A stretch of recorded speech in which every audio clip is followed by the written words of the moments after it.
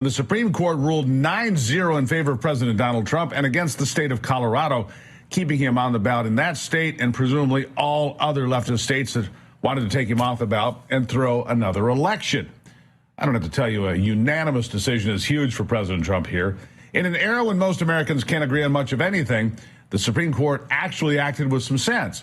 Yes, even Justices Ketanji Brown Jackson, Elena Kagan, and Sonia Sotomayor, they understand that states trying to remove candidates from ballots gets pretty tricky really quickly. It's a recipe for disaster for this country that could tear us apart. But of course, the left can't let America have nice things. They are very predictably already complaining loudly about the ruling from the nation's high court. Here's an example. What I find fascinating about this opinion is that for many, many months, serious people entertained the idea that this 14th Amendment challenge was plausible, that actually Donald Trump could be excluded from the ballot. And here you have this resounding 9-0 decision, including very liberal justices saying absolutely not. There's no chance here that this is not how our democracy works, where a state could decide to for the nation who could be on the ballot.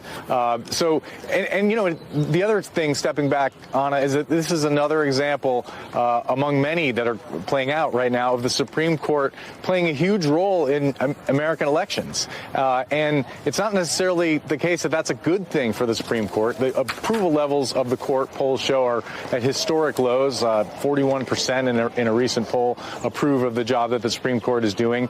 And the court's decision to take the immunity case on its regular order rather than on an expedited basis, which resulted in a significant delay in that case going to trial in Washington, D.C. That's a very controversial decision, and it's going to be seen by many people as the court essentially interfering in some sense in the election. There you have the new line. The left is using that line that the Supreme Court is interfering in the 2024 presidential election. Remember when I told you all last week that the left always accuses its opponents of doing exactly what they're up to? Here's more. Listen. How big of an effect do you think the Supreme Court will have on the general election? This court having an influence on the 2024 election? Well, I think this court is exactly where it doesn't want to be and doesn't need to be, and that is right in the middle of an election. Not since Bush v. Gore have we seen a court that's had this many opportunities to interfere in the election going forward. That is the argument they're actually going with, despite the fact that all three far-left justices voted against Colorado trying to fix the election and ban Donald Trump. Meanwhile, from Mar-a-Lago, Donald Trump called the decision something so important it will be talked about for the next 200 years. He thanked the Supreme Court for its work and had plenty to say, including this. Listen. Essentially, you cannot take somebody out of a race because an opponent would like to have it that way. And it has nothing to do with the fact that it's the leading candidate, whether it was the leading candidate or a candidate that was well down on the totem pole. You cannot take somebody out of a race. The voters can take the person out of the race very quickly, but a court shouldn't be doing that, and the Supreme Court saw that very well. And I really do believe that will be a unifying factor. The former president also called on Joe Biden to stop weaponizing the Department of Justice and other agencies against him in this critical election year. Joining me now, a man who knows a lot about the topic. He served on the Presidential Advisory Commission on Election Integrity, appointed by President Trump.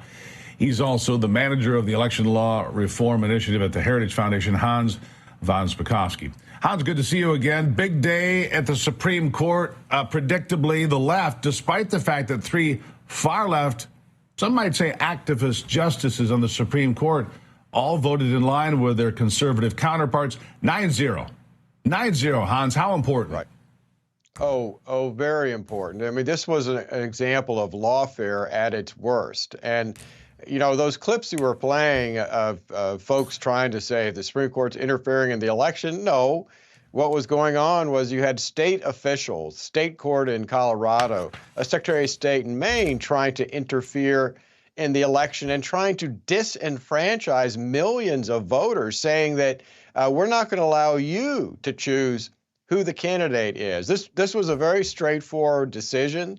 What the court said was, look, The text of the 14th Amendment, and that's the provision they were trying to use to get Trump off the ballot, makes it very clear that only Congress can enforce this provision when it comes to folks running for federal office, not state courts, not federal officials. So while this does apply to Trump, keep in mind it also applies to anyone running for Congress. And people forget, Steve, remember 2 years ago, the same folks who filed these cases also filed similar cases trying to get incumbents who were running for the U.S. House and U.S. Senate. They tried to get them removed from the ballot because they claimed, oh, yeah, they participated in an insurrection.